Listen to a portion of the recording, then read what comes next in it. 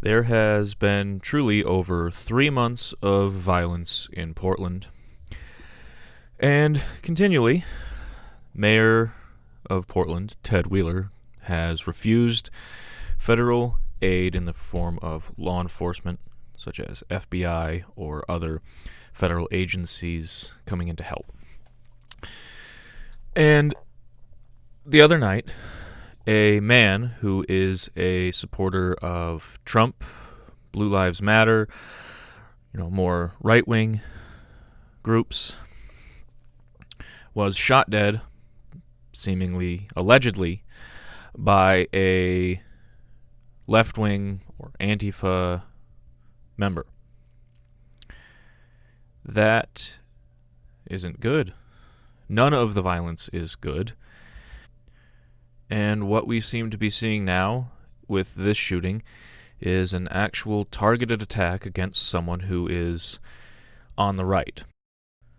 At a press conference this weekend about the violence in the streets of Portland, Ted Wheeler said that Trump is the one who is creating all the division that is leading to this. He actually said that Trump needs to either support them or stay the hell out of their way. Now, what exactly does that mean? Because, what was it, a month or two ago? Trump had already sent in federal forces to try to deal with the insurrections that are happening in Portland, and Ted Wheeler demanded that they leave, which caused more violence. The news stories even said that after the feds left, the violence started to rise again. So what exactly does he mean by support them? Because what else can Trump do but send in federal people to help them with the law enforcement situation, or the lack of law enforcement? I just don't get what he means by that. I take it as either let us not enforce the law or shut up, but I guess that really just shows how stupid Ted Wheeler really is. So, the man who was shot and killed, who was the Trump supporter, was a member of a group called Patriot Prayer. He went by Jay Bishop. His real name was Aaron Danielson. Now, I've known about Patriot Prayer for the last few years, since the 2016 election, and they're a fairly moderate group.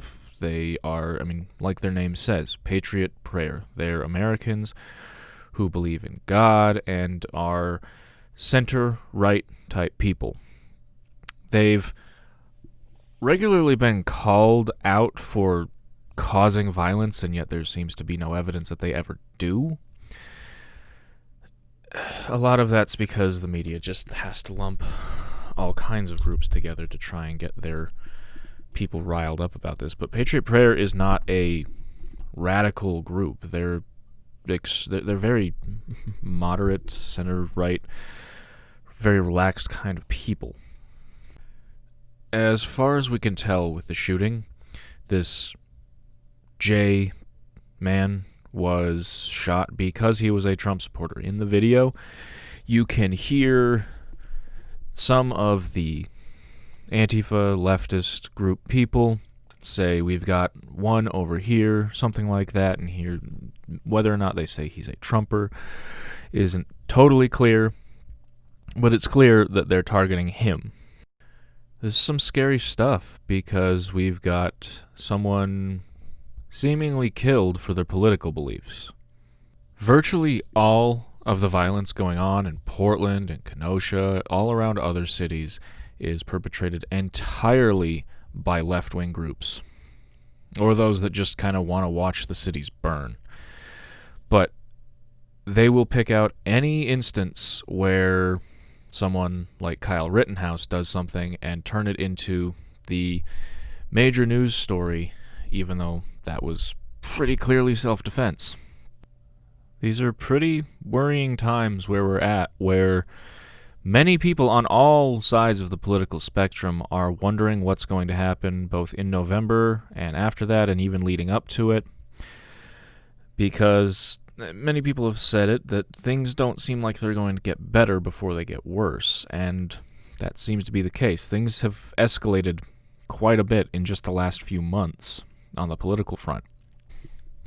And it's amazing how the media and many people just out in the world allow the left-wing politicians to just say things like that Trump is responsible for the violence of their supporters because he used some sort of rhetoric, because their rhetoric has never been inflammatory in any way, shape, or form.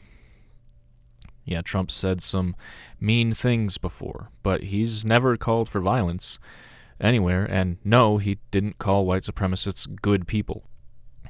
So what do we do? Because if more and more cities like Portland tell their police to stand down, who then takes the brunt of that situation? Well, it's the citizens. So what do we do? The only thing we can do right now is be prepared, for any situation. Make sure you are ready to defend yourself. Make sure you've got food storage. Make sure you know what to do in case things really go downhill. I hope they don't. I hope that this can all be sorted out in a rational way, but if you know anything about history and you know kind of where we're at as a country, that seems unlikely. I don't want to seem like a downer, and I don't think it is, because even out of those very bad things, good things can come. But we may be headed for a very, very bad situation in this country. Anyway, if you made it through this video this far, please consider liking and subscribing the video, and perhaps looking in the description to see how you can support me. Thanks. Bye.